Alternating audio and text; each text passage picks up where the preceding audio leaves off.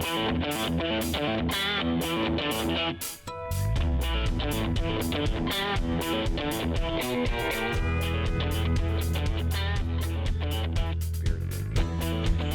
to Private Politics, where we prepare for your next political conversation. I'm Jeronimo Cortina, political science professor at the University of Houston. And I'm Brandon Rottinghaus, also a political science professor here at the University of Houston. Go Cougs. It's March Madness. Thanks for taking time off to hang out with us and talk politics in a really crazy busy week. March Madness is happening. Cougars potentially, world champions. We'll see. Yeah. Also, JFK files got released this week. I know you've been scanning your computer, looking for just every little detail about, who killed Kennedy. Are we going to know this? Are we going to find this out? No, we're not. We're not. Oh, well, okay. Well, I guess we'll just it keep was searching. disappointing. Disappointing. Yeah.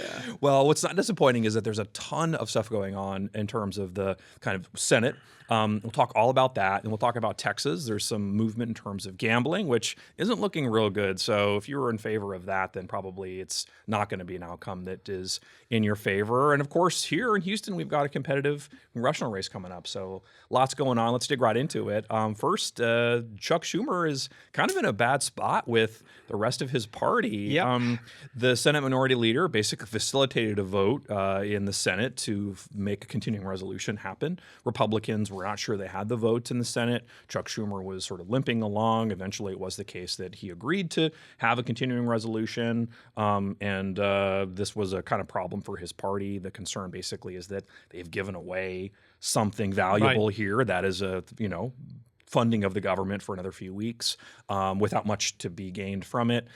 Are Democrats right here that the people who are unhappy with Schumer say that he's just capitulated to Republicans? Or is it the case that, as he says, that this is sort of an ongoing negotiation, no reason to, kind of let your powder go right now? And maybe it would have been worse if Donald Trump had the ability to run government during a shutdown where they could do a lot of things to kind of, alter where the kind of personnel matters were, maybe even policy changes. It's kind of the eye of the beholder, as they say. So one thing is very clear. One thing that this vote generated is to have a more divided Democratic Party. So that was checked. At exactly the wrong time, exactly, where they need unification. Achieved. Yeah. So in terms of how much power the Trump administration and Trump would have had if the government went on a shutdown, it depends. Yeah. Each agency determines which services are going to be essential and which services are non-essential. Mm-hmm. But other issues, for example, in terms of border protection, hospital medical care, air traffic control, law enforcement, power grid maintenance, et cetera, they remain open. Those are that have basically annual appropriations that have to be protected. Social Security, Medicare, Medicaid also continue. Yeah. The big question here is what would have happened if Democrats say, you won, and as you say, you own it, then you fix it, right? Yes, people. That's what the House Democrats did. Exactly. Right? Was like, we're not voting for any of this, and they didn't. Exactly. Now, House Democrats are mad, especially Alexandria Ocasio-Cortez, who says basically you made every Democrat that is speaking to Chuck Schumer, you made every Democrat walk the plank. You basically made all those Democrats swallow this tough vote. They're going to have to go back to their constituency and say, look, we voted for this continuing resolution in a government that, clearly the base is uncomfortable with. So that's a problem for them. There's also this chatter about her running against Schumer for Senate. Is Chuck Schumer in jeopardy here? Not only as leader, but also even as a member of the Senate? Well, I think that, yes and no. He's, as you say, a prolific fundraiser. He has very deep connections. But I think that especially the base that is keeping alive the Democratic Party is not happy at all. At all. Yeah, I think progressives wanted there to be a fight, and especially some of the younger members of the Senate, right? Like John Ossoff is one, Andy Kim's another. These are people who are fairly new to the game and yet wanted there to be kind of more of a, kind of a brawl, right? And this would have been a good moment for it. But Chuck Schumer says, look, if we did it right now, it would kind of basically kind of show our cards too early. There's a lot of fight left. We don't exactly know what this is going to look like, right? I kind of agreed to the extent to which that we don't know how the kind of politics of this is going to shape out, right? And when you get into a shutdown, like who's to blame is a big question. So that could be a narrative shift that could be problematic for the Democrats. But look, progressives definitely wanted the fight, right? They thought that if they made it look crazy enough, there's a shutdown, there's just court cases everywhere. Right. We'll talk about these in a second too. Like, if that's the case and there's just this sort of chaos, then it makes the Trump administration look all the more unwilling and unable to govern. Is that a line that's useful in the future for Democrats? Because like this issue is going to come up again, right? It's a continuing resolution. Sure. It's not like the final budget. Right. They still have to find a final budget. No, absolutely. But again, we have seen previous shutdowns. Yeah. And in those previous shutdowns during Democratic administrations, the Democratic administration was blamed for it. Yeah. Not Republicans that forced that shutdown. Yeah. So once again is the question here in which political environment you are operating. Right. And that is a key question that I don't think that Democrats have an answer to. Yeah. If you are operating in guerrilla urban warfare, you cannot operate if you were staging a battle of the 16th century Right. among, gentlemen deciding a duel or not, Right. and shaking hands Right. before. You kind of surround your enemy with arrows like Napoleon style. No, like. you cannot do that anymore, right? So that is something that eventually needs to be understood if they want to do it. And the other thing is that, remember, in political science, we have the responsible party theory. Yeah. And the responsible party theory just basically says that whatever you signals is going to be taken into account by your constituents. Yeah. And in this case, the Democrats have not signaled anything. Right. Kudos to the Republicans, because the Republicans have been extremely disciplined in Great terms point. of what they are pursuing, very clear. Yeah. And their agenda is extremely clear. Yeah. You can agree or not agree with their agenda. Yeah. But Democrats is fumbling the ball all over the place. So true. And the core of responsible party government is that the parties are unified and present a clear and distinct case. The Republicans are doing that. Democrats are not. Nope. The other problem for Democrats is that they face a more difficult map going into 2026. Jeanne Shaheen, the senator from New Hampshire, decided to not run for re-election. This is not the biggest problem because the Democrats' bench in New Hampshire is pretty deep, but New Hampshire's a swing state. So anything can happen. Well, there you go. Also, Pete Buttigieg, who was going to run for Senate, Yep. and I think would be a pretty compelling member. He's a very good kind of messenger when it comes to the Democratic side of things. Is decided to not run for that or for governor. So speculation he'll run for president. That's probably the case, right? There's going to be a lot of people running for president, so he doesn't want to kind of get tied up in something else. So that could be a potential issue. The other thing is that the Democrats are in a total free fall right now. The polling suggests that their approval is as low as it's been since before Bill Clinton was president. In fact, if you look at those numbers, 40% of the public surveyed said that the Democratic Party has no strategy to defeat Donald Trump. And the good news is that 24% think that they have a game plan, but it's a bad one. So it's not going in the right direction.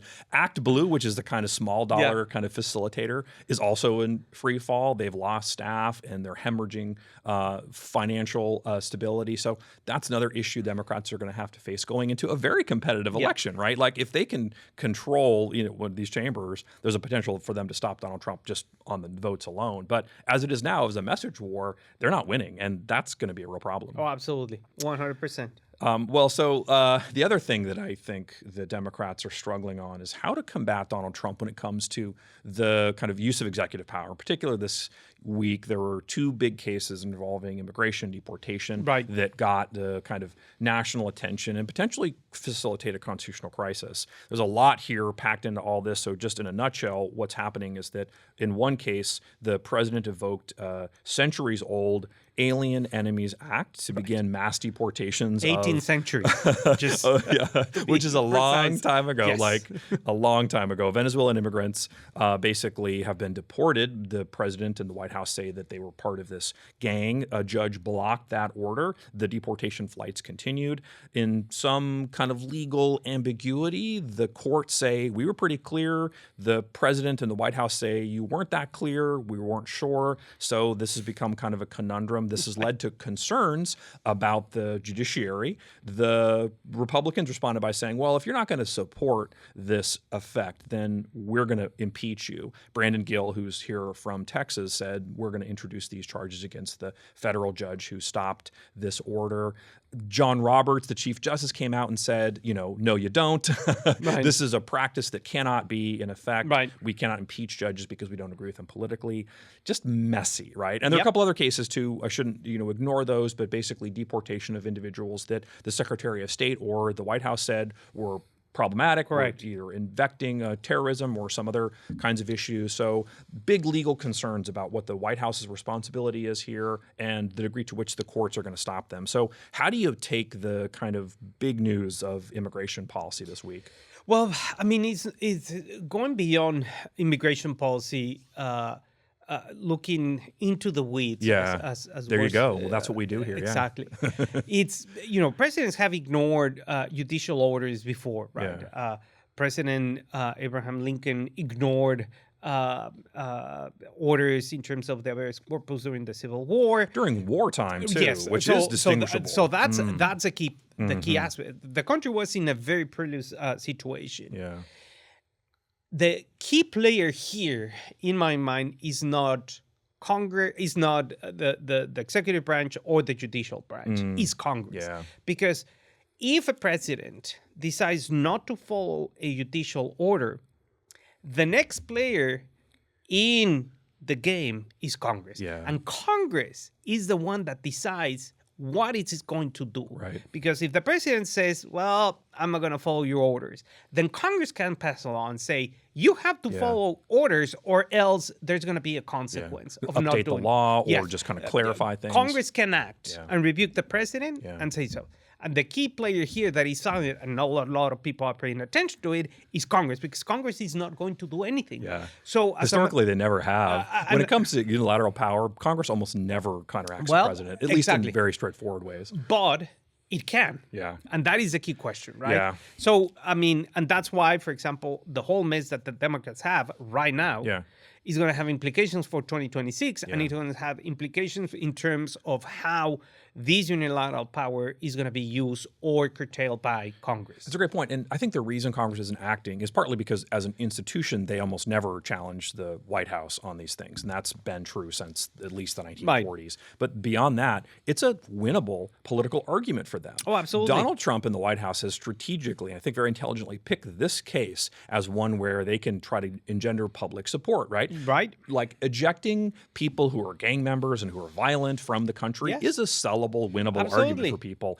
Most people are probably not as attuned to the kind of rule of law kind of discussions that we are, since we think about this all the time, where they will look at this and say, well, yeah, of course we should eject these people. And if the president says they're dangerous, get them out of here. But obviously that belies the fact that we do have this process, which does require there to be this kind of facilitation of due process. So that's one issue I think that explains why Republicans aren't doing much about this, and not to mention the fact, of course, that they're basically, in lockstep with the public, their own public on this. But the other is that my question to you is about the kind of constitutional conundrum that this poses, right? So Chief Justice Roberts, who almost never says anything publicly, came out and was very clear that he thought that this was something that was problematic. It had to stop. Even the discussion of it had to stop.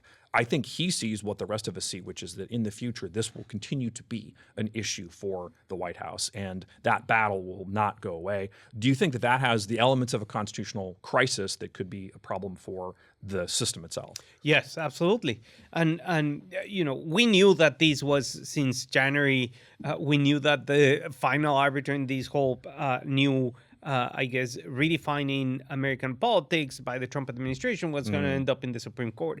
We didn't know how the Supreme Court was going to stand, what was his stand. Now we know exactly 1,000% clear what is the stand of the Supreme Court. And I think that given that stand is something that is going to open at least some very interesting discussions within the court in terms of what is allowed and what is not allowed. And here the end of the game is balance of powers, right? And separation of powers. And that is exactly what is at stake here. These policies obviously have implications in terms of what they're doing and what they're not doing.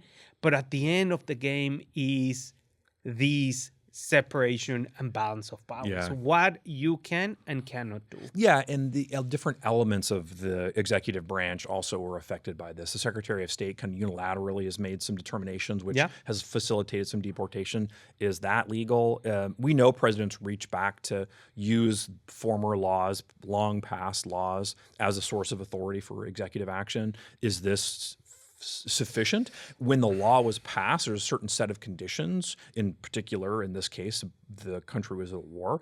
The country's not at war, at least in a formal sense. Does the same determination still apply? Right. These are small kind of issues, but obviously speak to the bigger issue, which is that the president does or does not have this power. So there's a lot of consideration here the courts are going to have to do. They're going to be working overtime to watch this, as we are too, because this really will, I think, be a market point for the administration. This is going to be one of those pivot moments where either they're going to win or they're not going to win, and they're going to have to make a choice then. Do we continue to press, or do they facilitate kind of whatever the court's asking them to do? So we will wait and see. But we are certainly looking at some churn in Texas as well. There's been a lot of chatter this week about John Cornyn's Senate seat. He's up in 2026.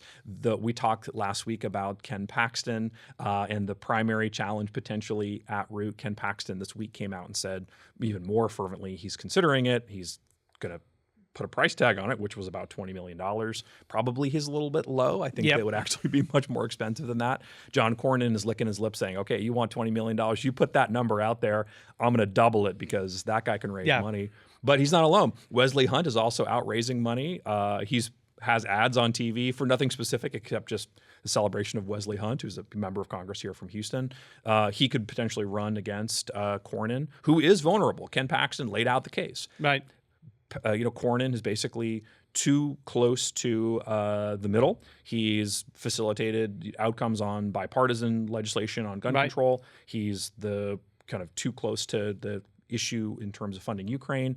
That's a liability, a set of liabilities, but John Cornyn's always been pretty successful when it's come to these primaries. So how do you handicap this race even, a year out? Yeah, well, I mean, senators have not lost a primary election since the 1970s, right? Lloyd Benson, right? Yes. Beating Ralph Yarborough. Right. Fluky. Yarborough is one of the last liberals in Texas. And right. Benson was a well-funded moderate.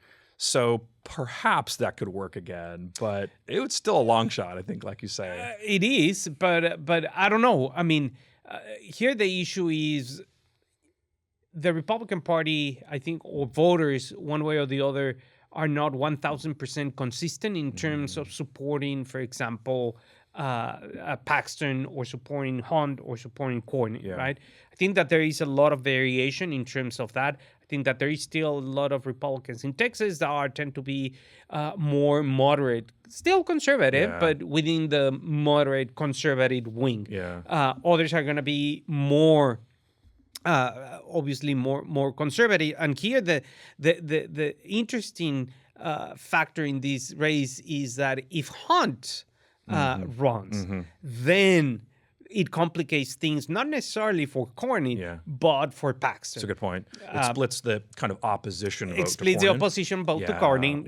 Which Hunt Paxton has wouldn't been, have. Has been a super allied of President Trump. He was the first congressman to endorse Trump. So it's also, he has the Trump card one way or the other, whether if and only Trump decides to intervene and says, well, Hunt is the guy or Paxton is the guy or even Cornyn is the guy. Right. Then you don't know. Well, no, and to me, it just kind of exacerbates the notion that basically Texas politics is now national politics. We literally have talked for like 3 minutes about like Donald Trump being the deciding factor in who's the senator from Texas. So absolutely, whoever gets that nod is probably going to have a pretty big leg up, although I wouldn't sleep on Cornyn regardless. I guess my question to you is, I think you're right that, the public is more moderate on gun control, at least as a public, kind of whole. Right. They're also kind of more in favor of sort of aiding Ukraine, at least they were. That could change very much in the next year. Are these issues that the Republicans are going to be motivated by in a year? That's a lifetime in politics. And with Donald Trump, it's like 2 lifetimes. Absolutely not. Yeah, I guess that's the question is like, does Ken Paxton's kind of theory of the case as to why Cornyn is not sufficiently Republican enough hold in a year? And we just have to wait for the flavor of the month and see what's going to be the real issue and what's going to be the positions. But again, Cornyn has a lot of money. Yeah. A lot of money. And we'll have a lot more to come. Yeah. And it's going to be an expensive race. Well, speaking of expensive races and about rolling the dice on running, let's talk about gambling in Texas. One big issue that came up this week was that about a dozen House Republicans who had replaced pro-gaming Republicans said that they would oppose any effort to expand gaming and gambling in the state. This is a real setback to the efforts to try to legalize casino gaming or sports betting. These are individuals, along with a few people who had supported it in the past, who kind of flipped their votes, enough that basically now it makes it really impossible for this to move forward. At the same time, of course, the Senate's pursuing legislation, like Nathan Johnson, senator from Dallas, is pursuing legislation that says, we're going to put to voters the option to have, this sort of destination gaming. Question one is, is this going to pass? Are we going to see some kind of expanded gaming? Question two is, do you stand on 16 and blackjack, or I need to know. How many? I don't know how many numbers. You go over 21, you lose. So, okay. Yeah, I'll stay at 16, I guess. I don't know. You're risk averse.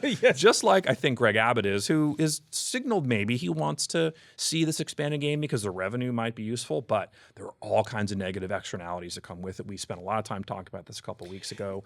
I'm not sure, right? I mean, it doesn't look like it's going in the right direction. Right. And the House will be the stoppage point if it doesn't go. Absolutely.